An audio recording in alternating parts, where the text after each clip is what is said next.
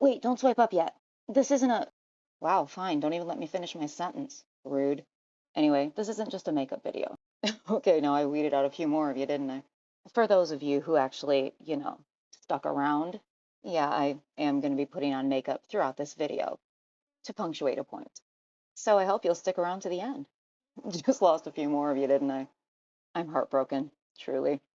But before I get to that, as the salty historian, it would be incredibly irresponsible of me to avoid seasoning a piece of history along the way. So let's take a little walk through the history of makeup to see how it became the multi-billion-dollar industry that we buy into today. From lard-coated hair that rats loved nesting in, to radioactive makeup that reduced wrinkles and freckles, to injecting literal poison into our skin to accomplish that same thing. Makeup has had a polarizing effect on society, and at times it has been legislatively controlled, especially in the Western world, which includes us kids. Trust the process, it's not going to continue looking like this. And what the hell do people have against freckles anyway? Have you seen how beautiful they are? So, makeup was first worn in ancient times. And believe it or not, it wasn't about gender.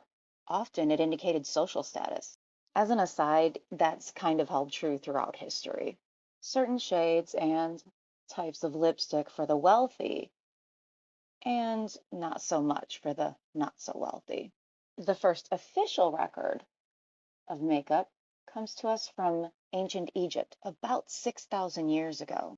Folks then always wanted to look their best, even in the afterlife. Come on, you've seen the ancient coffins for the kings, right? Have you seen a single one that did not indicate eyeliner?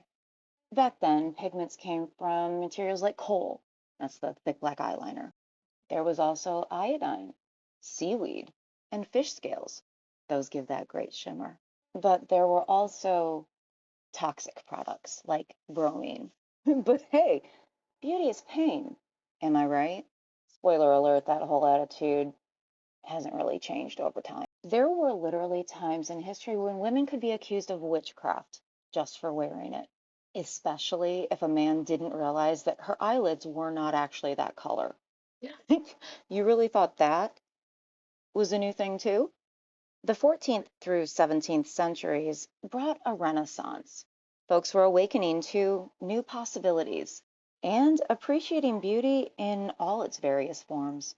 People, including Elizabeth I, believed that makeup held magical properties. Oh no, that pesky witchcraft thing again.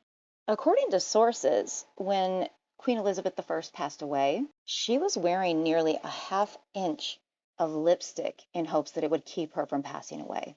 Clearly, it did not work. Just real quick, beauty standards are not limited to makeup. There were times like in the 17th century when big hair was all the rage. They wanted it to be as tall as possible. They did things like making huge frames so that it would hold its shape. They curled it with hot tongs out of the fire. Sounds safe, right? After it was curled, it was loaded up with lard to hold it in place. Then with lead powder. Yeah, that's toxic. They also did not wash their hair very often. And lard smells so great, especially to lice and other vermin. Heavily perfumed powder was supposed to hide the smell. It did not. So there were long scratching sticks. Had to get through all that hair to get to the scalp and scratch it. There were also cages invented that women could wear around their hair to keep the rodents from getting in and nesting. But of course, history is filled with people who don't like it when other people enjoy their lives. Because eventually it was determined that makeup was only appropriate for actors and prostitutes, or to cover up old, ugly women's faces.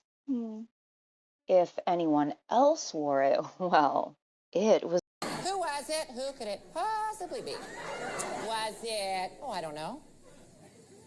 Say it. In the 19th century, Queen Victoria agreed. She declared makeup vulgar, problematic. Proper women would never do such a thing. Except they did. in private, because how was anybody going to be able to tell if their blush was natural or not? Folks were kind of right about how problematic it was, though, because of those toxic materials that I mentioned. Among them were lead and arsenic, neither of which is a pleasant way to meet your maker. Fast forward a bit to 1920s and 30s, Hollywood, and they were influencing people's perception on makeup. A lot of the big brands that we know today were created then. Max Factor, Elizabeth Arden, and Maybelline. Maybe she's born with it. Maybe it's history. Still doesn't mean it was safe. One guy proposed that radiation could improve a woman's complexion. No more need to remove all that pesky body hair because you didn't have any anymore. As an aside, a lot of those beauty companies were founded by men and are still run by them. As of early 2024, only about 10% of US companies had women CEOs. And historically, men have decided what beauty is and expected women to fall in line. And I haven't even mentioned the difficulty of getting African American products into stores. In 2023, the US cosmetics market was estimated to be about $63 billion and is expected to continue growing at an annual rate of 6% through 2030. That's significant, kids. But it's much safer now, right? Right? Well, the original recipes have not been entirely abandoned. Some of them still have fish scales for shimmer, and lead was discovered in a lot of lipsticks lately. Oh, but don't worry, the levels are regulated now. Oh, and of course, you've heard of Botox. They are FDA-approved injections of literal toxins, specifically the one that causes botulism. It is a million times more toxic than cobra venom and more poisonous than cyanide. But hey, it's heavily diluted before it goes into that syringe. It blocks nerve endings and causes muscle paralysis. So those wrinkles just disappear, as does your ability to express emotions on your face. And I know some people will be scandalized by this next piece of information. One of the fastest growing cosmetics demographics is men, because just like the ancient Egyptians knew, it's not about gender. Even with all that information readily available, there are those who continue to bitch about women waking up in the morning not looking exactly as they did on the dance floor last night. Ooh, did I just advocate for one night stands? Maybe, maybe not. Women's looks and use of makeup have been scrutinized for eons. And here at last, we arrive at my point. Quite often recently, I've been getting comments, specifically from men. Let's call them interesting. If you didn't wear so much makeup, your message would be so much more appealing. What is wrong with your eyebrows? You don't move your mouth enough when you talk. How am I supposed to listen to you when you look like that? Ooh, my heart is bleeding purple Kool-Aid for you. I'd love to believe that last one was a compliment, but I'm not naive. Since I cite all of my sources, including the description of this video, seems like all they've got is playground bullying and coming at me with the same argument that's been used since their great whatever lived.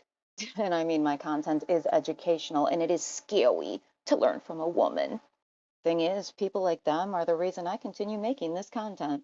They literally comment on a video by a woman about women in history who have been reduced to nothing more than a body part to criticize my fucking eyebrows. And don't even realize the ridiculous irony of it. Well, guess what? Despite what you might have been led to believe, I don't do my makeup for anybody but me. If you don't like it, I really don't care. But pro tip, you can literally close your eyes so you don't have to look at my hideous face. But you might still learn something. Because if this distracts you from being able to learn from me, you were obviously already not willing to learn. And you definitely didn't last long enough to see my final look, which begs the question, do you struggle to last long enough for women in other situations too?